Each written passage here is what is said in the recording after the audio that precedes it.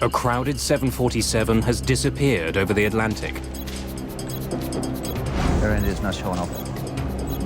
Pieces are found scattered on the ocean's surface. But the vital clues are deeper than any air crash investigation has ever gone. In this accident, we had nothing. It was just mind-boggling. An international recovery effort goes to the very bottom of the sea to rebuild the shattered plane. What they discover will send shockwaves around the world.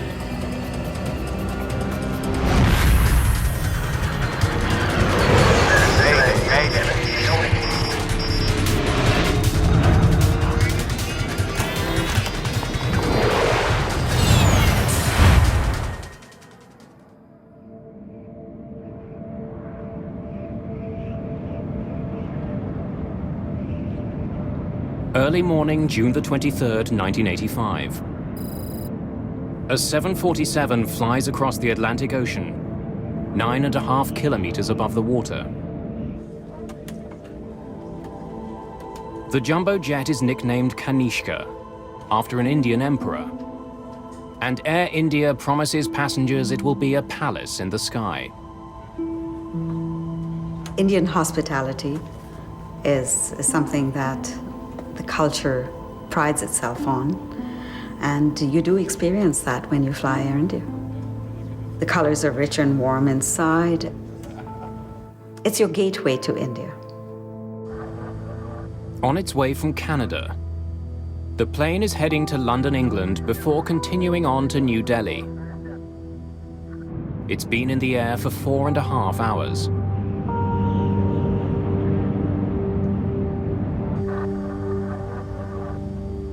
Captain Hansay Narendra is a veteran Air India pilot. Satwinder Binder is a captain too, who's serving as first officer on the flight. As the plane nears land, Binder talks with the flight's purser. Yes, sir? Insha, do me a small favor. At the back of the plane, seat 54, a boy is sitting there. He just wanted to have a look in the cockpit. Can I send him now? After about 15 to 20 minutes.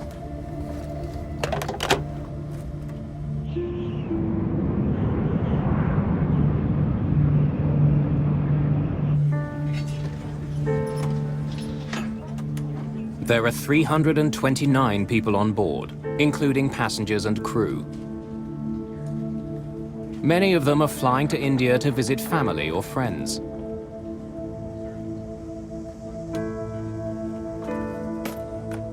Vishnu Pada is traveling to India with his 2 daughters. Their mother, Lata, is already waiting for them there. We had decided that it would be the ideal year to take an extended vacation in India as a family. 6 minutes after 8 in the morning, co-pilot Binder makes radio contact with air traffic control in Ireland. Shanwick, Air India 182, good morning. Station calling Shannon. Go ahead again, please. Thomas Lane and Michael Quinn are working at the Shannon Control Center. Air India 182 is 51 north, 15 west at level 310. Estimate FIR at 0735. Air India 182, Shannon, roger. Cleared for London, flight level 310. Air India 182 is cleared to London, maintain 310. You want to come up front now? Yeah. Okay. Let's go.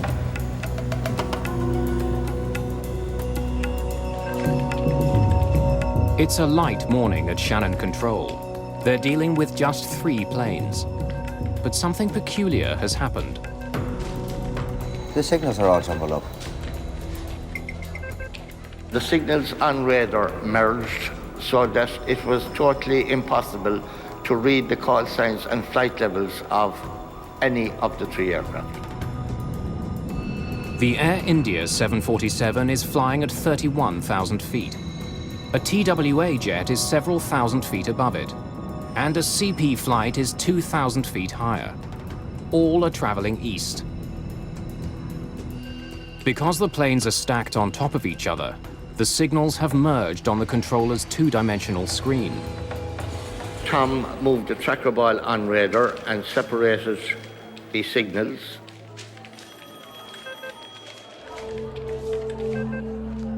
Two of the planes reappear on the radar, but the Air India flight has vanished.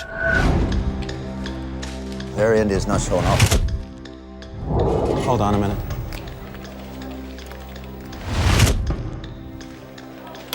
Air India 182, do you read? Air India 182, this is Shannon. Do you read? Over. It's 8:14 in the morning. I had a gut feeling. To this day, I don't know why I picked up the phone.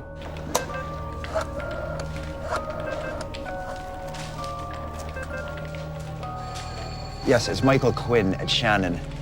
We have a plane off radar. Normally, a distress call to search and rescue isn't made until a plane has been out of contact for more than 20 minutes. The Air India flight has been missing less than 60 seconds.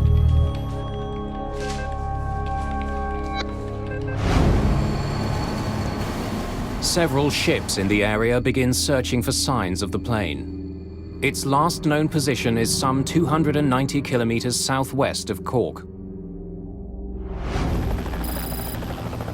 Just 2 hours after the plane disappears, a Canadian-owned cargo ship in the area confirms the worst. The first pieces of wreckage are discovered. Uninflated life rafts are spotted bobbing in the cold Atlantic. Then bodies are seen. It's quickly clear that no one has survived. In India, Lata Pada is waiting for her husband and 2 children to arrive when she hears the news from her brother. He sat me down and told me that, something terrible had happened. I was just in total shock, and, part of me was trying to digest the information, and part of me was trying to imagine if indeed the worst had happened, how I was going to continue my life without them.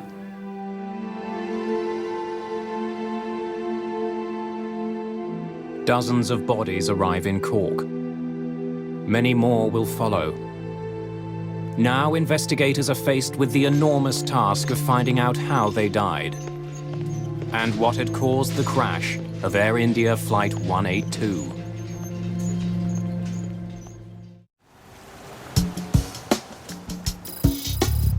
"130,000 people live in the city of Cork. Tucked into the southern coast of Ireland, it's long been a vital seaport.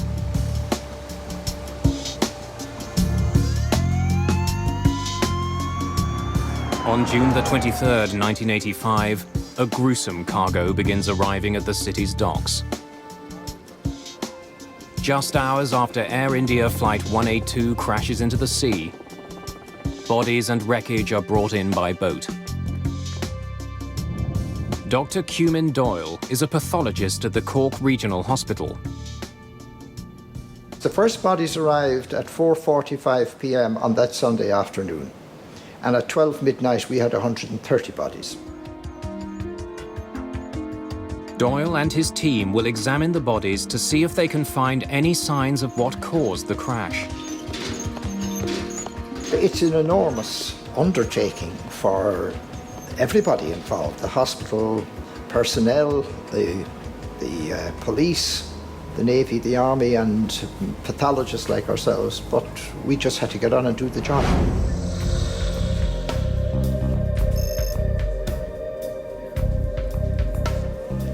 There are so many autopsies to perform that Doyle moves the work into the building's gym.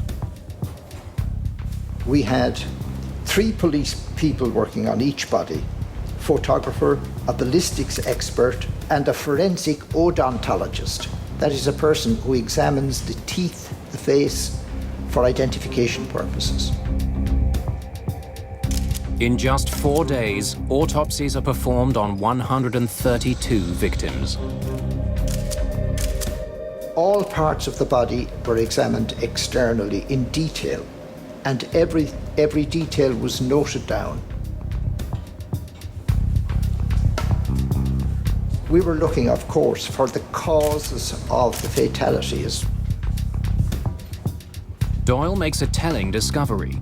Almost all the victims died in the air. Only 2 of the bodies showed signs of drowning, which indicated that the others were not breathing when they hit the water.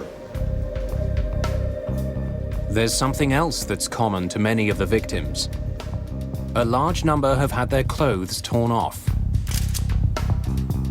Now that was important, because if they had no clothes or little clothes, it indicated that they had fallen from 31,000 feet or so where this accident occurred. Some of the bodies also have signs of so-called flail injuries. These are breaks specific to bones in the hips, shoulders, and other joints. H.S. Kohler is the lead investigator into the Air India disaster. The flail injuries tell him the passengers weren't in the plane when it hit the ocean. They are caused by tumbling, violent motion of the body in air. And that is the pattern of the injuries when a passenger is thrown out of the aircraft at a high altitude. The autopsies show that somehow the plane had been ripped apart high above the water. Passengers were thrown into the sky long before the plane crashed. Based on the injuries, we could only say that the plane had broken up at 31,000 feet.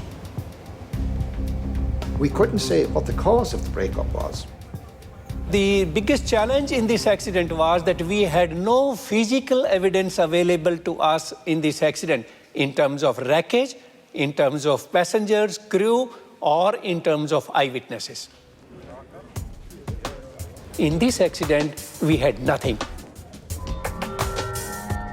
The most important job of the investigators is to try to find the plane's black boxes. The 2 devices record cockpit conversation and other technical information about the flight of the plane.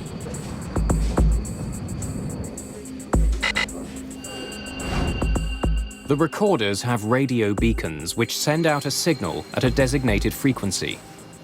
But it's still a huge task. The boxes are more than 6,500 feet below the surface, and the radio signals last just 30 days. Salim Jiwa is a journalist who has investigated the Air India disaster. The search for the black boxes was urgent, and 3 countries participated in it: England, Ireland, and India. But even with such a massive response, early efforts are frustrated. 42 kilohertz. It's too high. It can't be them. Investigators are picking up radio signals, but they're at the wrong frequency.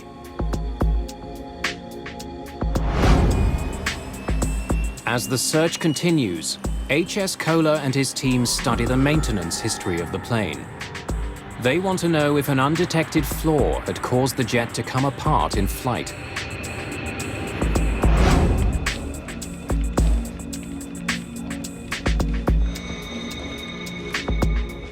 They uncover a potentially important piece of information.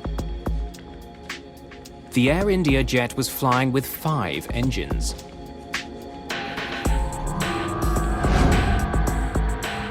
A 747 normally has 4 engines, but it can carry more. The plane was designed so that it could transport a malfunctioning engine beneath its wings. Ground crews can mount the engine to a bracket on the plane. It's exactly what happened to the Air India jet. There was an extra engine that a previous flight had left behind that was mounted on the wing of the aircraft. The extra engine creates substantial drag on the left side of the plane. If the pilots don't properly compensate, the plane will start turning in that direction. And this hypothesis continued that there is possibility that this fifth engine might have caused the breakup of the wing. In fact, investigators discover that before the plane took off for London, the flight engineer noticed problems with the way the engine was attached. There was a small problem in the fifth engine. I have asked them to fix it up. All right. Investigators also learned that some internal parts of the extra engine were taken out and stored in Flight 182's cargo bay. They are so enormous that pieces of the cargo door were removed to make the job easier. Some of the other parts of the engine went into the rear of the aircraft. Aircraft such as the 747 can handle this quite easily, it's routinely done. But if the cargo door wasn't reassembled properly, it could have led to an explosive decompression. In 1974, a cargo door blew off a Turkish Airlines flight shortly after it took off from Paris. The sudden decompression crippled the plane. It crashed moments later, killing everyone on board. Kohler must consider two theories. Either problems with the door or with the extra engine itself brought down the plane. If either one had taken place, there should be evidence on the plane's black boxes. Finding the recorders has become increasingly important. Almost 2 weeks after the search begins, investigators get news that helps them pinpoint the location of the black boxes. The signal will be higher. So this 42 kilohertz could be it.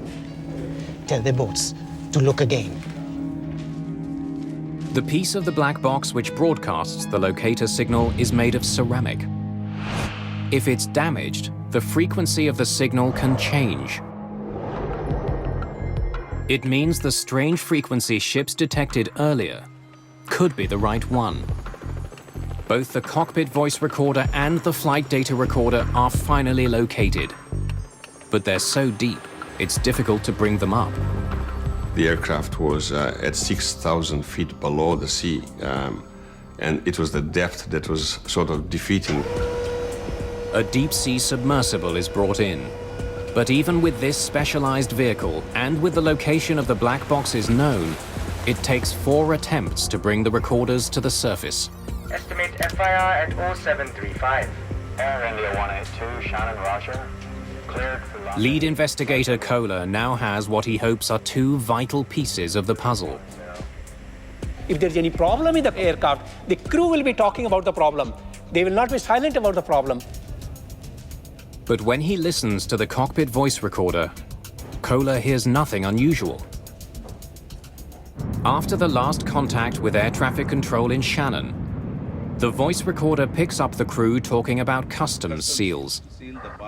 It's paperwork that has to be completed before landing. Not been used. They want about 30 custom seals. Customs?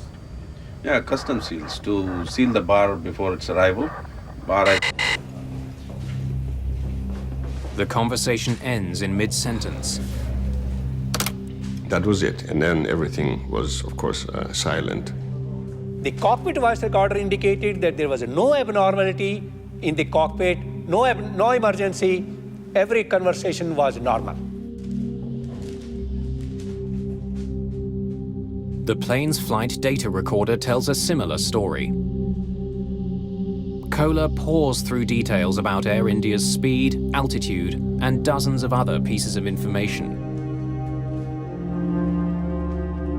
The extra engine did cause the plane to bank slightly, and the jet's rudder was turned 11 degrees to the right. But this was exactly what the crew needed to do to offset the drag created by the fifth engine. We found that all parameters of the aircraft altitude, aircraft heading, aircraft bank attitude, roll attitude, autopilot engaged, everything was working normally till the last point.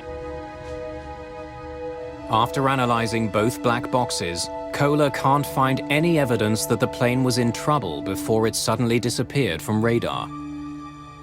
But the very lack of evidence does suggest something. Both recorders get their power from the plane's engines. Both stopped at exactly 14 minutes and 1 second after 8 in the morning.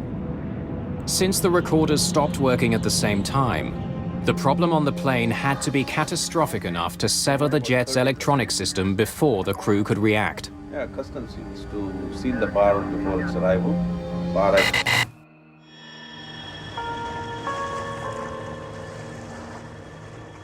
Investigators are becoming convinced that there are only two possible explanations for the crash: a devastating decompression or a bomb. They study the wreckage that's been found floating on the surface of the ocean, but it's just a small percentage of the entire plane. And none of it is helpful to investigators. It offers no clues to explain why the plane crashed. We knew there was no fire. We knew the aircraft was performing well. Everything was normal. There was no cockpit emergency, no warning. We got elimination of all the things, but we did not got the answer is what happened. To go to the cause of the accident, we had to go to the wreckage which was lying at the bottom of the sea. But what parts of the plane should investigators focus on? The black boxes were equipped with radio transmitters which made them easier to find. But the debris field is deep underwater and enormous, some 16 kilometers long and 6 kilometers across. How do investigators identify the one clue that will help them unlock the mystery? Roy Truman is an underwater salvage expert. He's brought in to do something that's never been done before: retrieve the ruined pieces of a jumbo jet from the bottom of the ocean.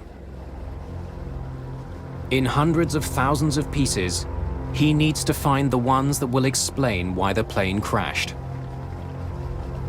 Up until that time, we had only been used with recovering small aircraft. Here we're talking about a 747, which was huge, and we had no idea of the size of the pieces and what we were going to find. Investigators know they can't bring the entire wreck to the surface. It's so deep it takes hours to recover a single piece. The submersible takes underwater video and still photos. Investigators use those to decide which pieces to bring to the surface. It was a narrow corridor, and at each end of the corridor, it was very light wreckage. All of the heavy stuff, engines, main aircraft structure was in the middle of the wreckage field. Like searching for a needle in an underwater haystack, investigators hope to discover the cause of the crash in a tangle of ruined metal. But autumn is coming. Soon the weather will turn bad, and they'll have to abandon their search. The key to unlocking the disaster still lies somewhere at the bottom of the ocean.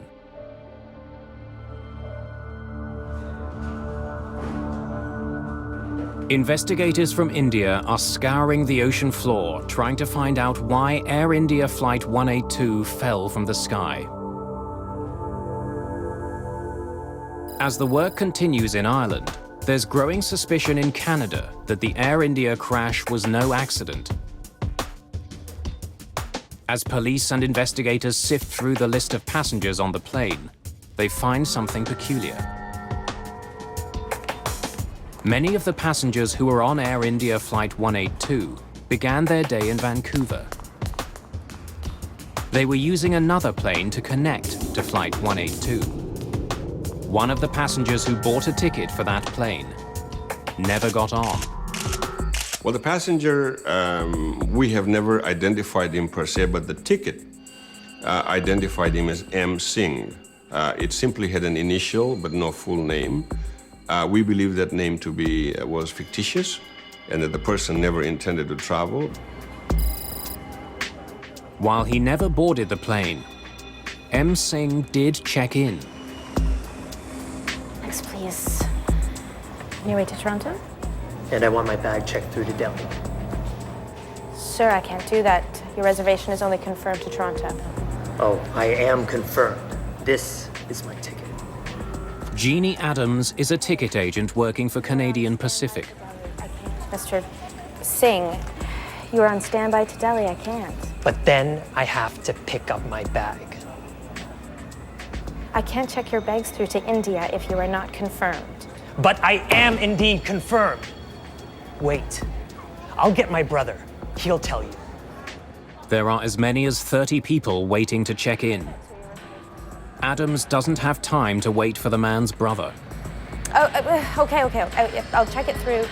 But you have to check with Air India when you get to Toronto.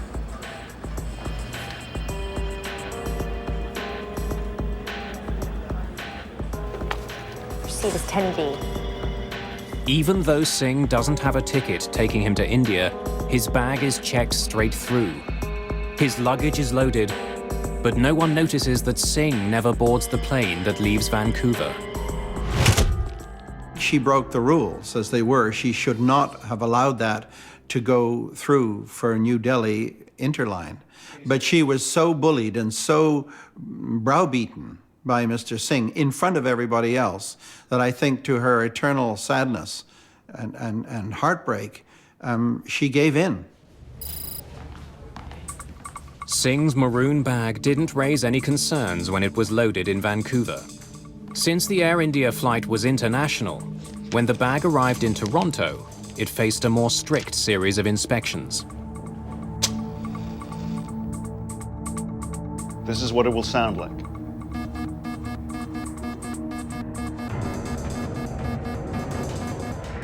John D'Souza is a security officer for Air India. The day of the flight, he demonstrated a portable explosives detector for baggage handlers in Toronto. Chemicals in a match triggered the device, as would chemicals used in some explosives. Okay. The portable device was put to use because the X-ray machine, which normally scans every piece of luggage, had broken down. The technology, especially the X-ray technology, were very weak, very in their infancy at that time, and it didn't work reliably. And in the case of the Air India episode, the technology went quite badly wrong, which was one of the tragedies of this situation. As security workers used the portable explosives wand on the bags, everything seemed normal, until they got to the maroon bag.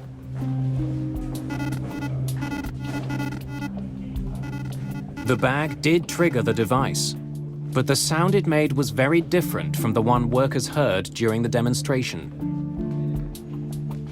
The bag was passed and allowed on board the plane, eventually flying towards England.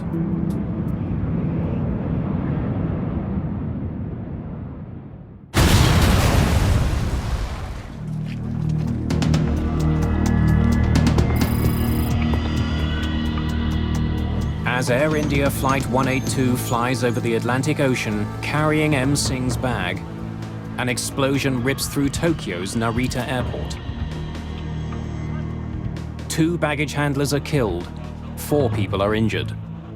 A bomb has been hidden inside another piece of luggage that came from Vancouver. Luggage that was bound for another Air India jet. And it was headed for the cargo hold when it exploded on the ground. Once it was put on, the bag was probably just thumped a little bit, and it exploded as the 2 Japanese baggage handlers were putting it on a conveyor belt. Just as on Flight 182, one of the bags being moved in Tokyo was checked in by a passenger who never boarded the flight. There was no X-ray machines in use at Vancouver Airport. There was nothing to stop that bag from flying to Tokyo. There's a disturbing connection between the Tokyo bombing and the Air India flight. The tickets for the men who checked both bags were bought on the same day by the same customer. The single crash of Air India Flight 182 has suddenly become part of a much larger story.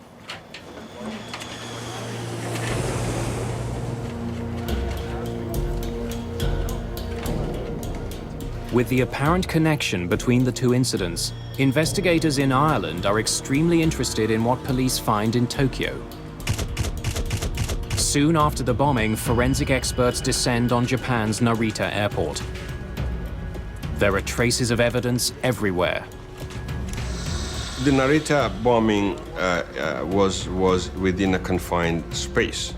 So unlike the Air India Flight 182 situation, where we had debris scattered over 9 miles under the ocean and pretty hard to retrieve, we had, in a sense, the good fortune of a contained area where an explosive device went off.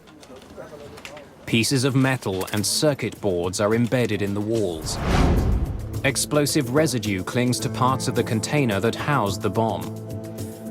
Amazingly, Japanese forensic experts were able to pick out tiny parts and fragments, and all the analysis finally led Japanese police to identify the vehicle that was used to carry the bomb.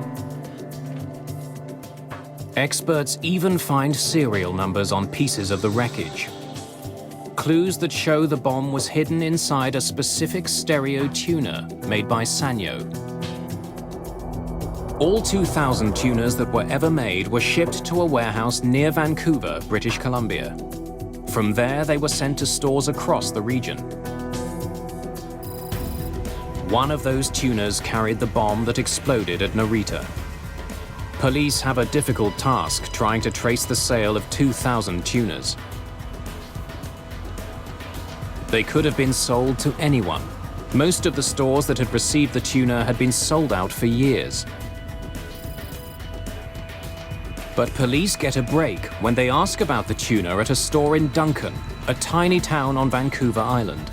The last unit had been sold just a few weeks ago.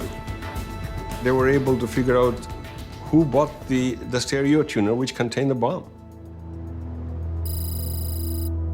Police obtained the same sort of tuner that was used to house the bomb on Air India.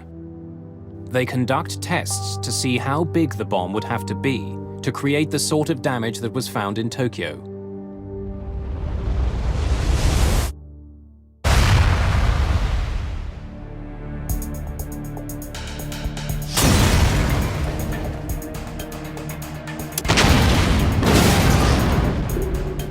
There was a progressive experimentation using dynamite to find out the extent of damage particular strands of dynamite would cause. They match the size of the tuner fragments made after each explosion with the fragments that were found at Narita. They discover that just a few sticks of dynamite were likely used in the Tokyo bomb. But could just 4 sticks of dynamite really bring down a jet?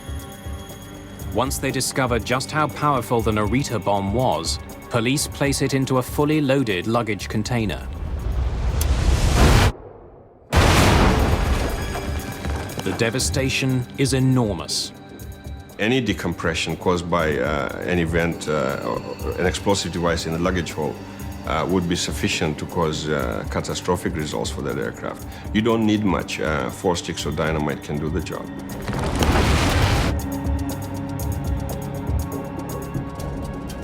The cramped quarters of a cargo hold amplify the power of a bomb. Tests conducted at Penn State University show that the shock waves created from a bomb blast don't travel in just one direction, but reverberate inside a luggage container, building on each other, vastly increasing the initial force of the explosion. If a bomb had indeed exploded in the cargo hold of Air India, it would have caused enormous amounts of destruction. It's the sort of damage that should have left its mark on the remains of Flight 182. Investigators have a growing suspicion that this plane was brought down by a bomb. But they still have no proof. So the investigators were not only looking for a something that was broken that might have caused the failure, but they were looking for signs of what caused the explosion, such as burning or solvent stains or possibly shrapnel in seats. It meant a lot tighter scrutiny of every piece of wreckage. We kept on analyzing each photograph. Is it giving any indication of an explosion? Is it giving any impact damage? Knowing his time is running out, Kohler selects a few key pieces of the plane to bring to the surface. Bad weather forces him to leave the rest behind. Kohler hopes the bits he does have can prove there was a bomb on board. Each piece that's brought up is carefully mapped to its original position on the jet. One of the most promising sections brought up from the bottom is the floor of the front cargo bay. When we recovered that item, we found that it had holes which are of a very special nature. Penetration from inside to outside at a very high speed. Curling of the edges of that one. And that was indicative of that perhaps this is the place where the explosion had occurred. As many as 20 holes are found. In each, the metal is bent outward, like the petals of a flower. These are classic signs of something being blown out from the cargo bay. On the side wall of the cargo bay, investigators find more clues. Additional holes are discovered, like the ones on the floor. These also appear to have been blown out from the cargo hold. A closer study of the ceiling of the cargo bay also indicates that the ribs connecting it to the fuselage were broken by being forced up.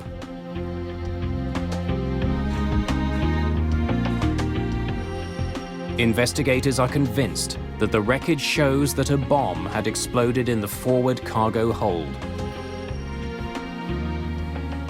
If the bomb had gone off in the front of the plane, it would explain why the flight data recorder and cockpit voice recorder cut off so quickly. Like other 747s, the electronics bay on the Air India flight is located below the cockpit. Many of the important electrical systems on the plane run through here. The forward luggage compartment is right beside it. And so when the bomb went off, the explosion would have taken out the computers completely, and there would have been absolutely dead silence, and that's precisely what happened. Investigators are convinced that Air India Flight 182 has been destroyed by a bomb. This was no accident. The crash of the passenger jet was a crime. Nobody thought that such an evil plot of blowing two aircraft simultaneously would occur from Vancouver.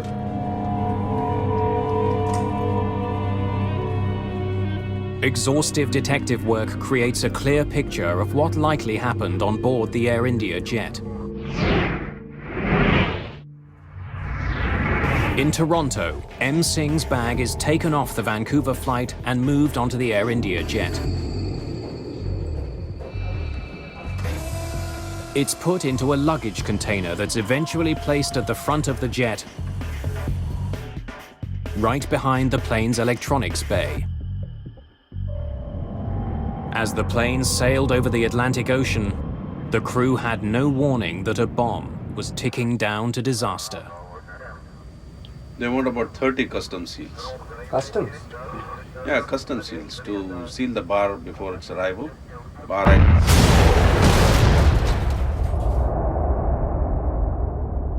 When the force of the blast hit the floor of the jet, it pushed it violently upwards. The thin fuselage would have been blown apart. The air pressure inside the plane would have rushed out, tearing passengers from the cabin and fatally crippling the jet. The debris scattered over 9 miles is an indication of how rapidly and how how fearsome this whole decompression was. But in this instance, the aircraft completely didn't stand a chance of flight. There was no way of continuing flight in this case. As the jet fell towards the sea, the forces put on the fuselage tore it apart. It would have a tail torn off and the wings would start breaking. And there's no way of sustaining flight after that. It goes into gyrations. Once it goes into gyrations, there was just massive structural failure. After months of painstaking work, investigators believe they have unraveled the cause of the Air India crash. They've proven a bomb brought the plane down. It's now up to police to find the bombers. But with so many deaths, and so many more possible if the Narita bomb had exploded in mid-air, there's immediate interest in making passenger jets safer. This was one of the biggest disasters in the Indian aviation history. And it could have been avoided if the procedures were in place. As the hunt for the killers continues, extraordinary steps are taken to tighten security and to see if jets can be made to withstand the force of a bomb.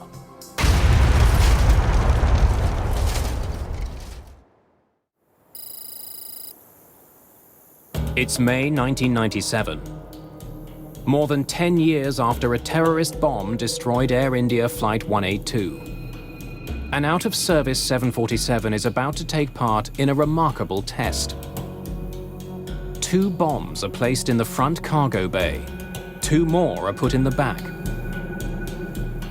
Well, the Burning-Thorpe test was actually intended to prove 5 years worth of research, that we can protect an airplane using hardened luggage containers or hardened liners in the cargo hold. The plane is also pressurized to simulate the conditions a jet would encounter at cruising altitude. Pressurization is the key to that kind of experiment. The added energy that you have from the pressurization inside the airplane adds to the damage.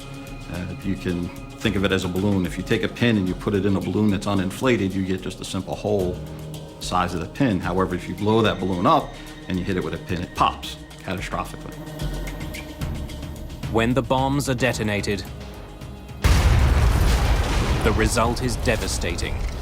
The force of the blast plus the pressure inside the jet just tore the plane apart. And that's the closest we can come to seeing what would have happened to a jet in flight. The destructive power of bombs on jets is well known. But what the tests at Bruntingthorpe showed was that relatively simple measures can substantially minimize the damage caused by an explosion. One of the bombs in the rear cargo hold was placed in a normal luggage container. But the bombs in the front cargo hold were different. One was placed in a specialized container strengthened with a material similar to that found in bulletproof vests. The other was put in a normal container, but placed beside walls that had been reinforced with a blast-absorbing liner. When the bombs explode, the front of the plane is virtually untouched. We had no breach of the airplane skin with the liner or with the hardened luggage containers. But towards the rear of the airplane or the tail, where we didn't have any of the hardened materials, it was a catastrophic failure for the airplane. The standard luggage container did nothing to minimize the blast. Both the protective lining in the front cargo bay and the hardened luggage container were able to absorb the force of the explosion. It's only speculation, but would steps like these have saved Air India? Very likely. Would they make the industry safer today? Absolutely. Despite the dramatic results of the tests in Britain, hardened luggage containers are not used by world's airlines. While effective at stopping bombs, they're extremely expensive.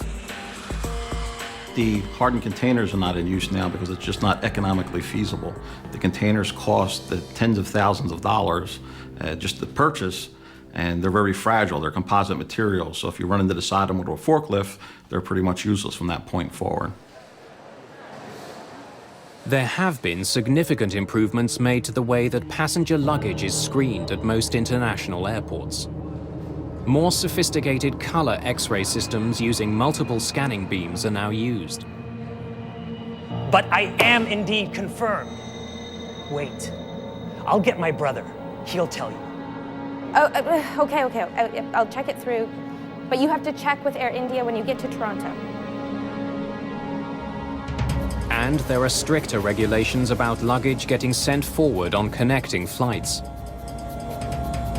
In the case of Air India, the most important thing of all was passenger baggage reconciliation.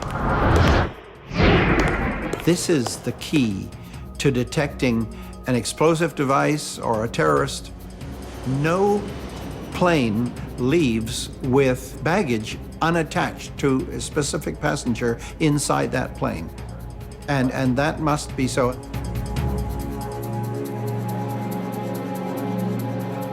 Your seat is 10B.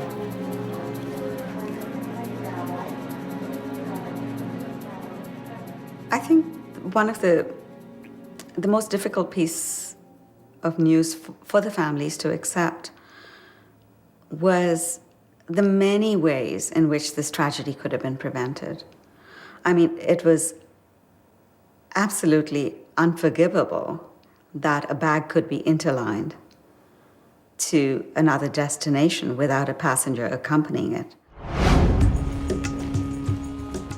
The quality of training that security guards at airports get also came under scrutiny during the years after the Air India crash. It's still an area of concern for some security experts. There's a real failure to train security personnel. And that failure is because you cannot pay rent-a-cop subsistent wages to look after your security when you get on board an aircraft. In the Air India case, police eventually traced the bombing to Sikh extremists living in Canada. They're fighting to have an independent Sikh homeland created in India. The man who confessed to assembling the bomb is sent to prison. The man suspected of masterminding the plot is killed several years later while under arrest in India. Both men had deep ties to Canada's West Coast Sikh community. It's a connection that still bothers Lata Pada. It was a deliberate act of terrorism, and hurts even more that they were executed by Canadians on Canadian soil against Canadians. More than 20 years after the destruction of the Air India flight, the shock of the day is still fresh. And many questions remain unanswered. We still don't know who the two people were who checked in the bags. Apart from the basics of who made the bomb, we don't know much about who else assisted them. We don't know who picked up those tickets. There's a vow of silence that has hindered the investigation. This inquiry will be launched immediately. In 2006, the Canadian government launched an inquiry into the Air India bombing, another investigation of what happened and why.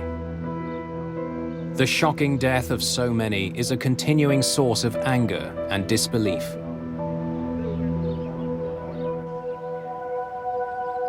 No matter what the inquiry finds, the sobering facts are the same. 329 people killed in an instant. There are memorials now in Ireland and Canada, mourning the victims of the Air India crash, marking the day a terrorist bomb ripped through the lives of so many.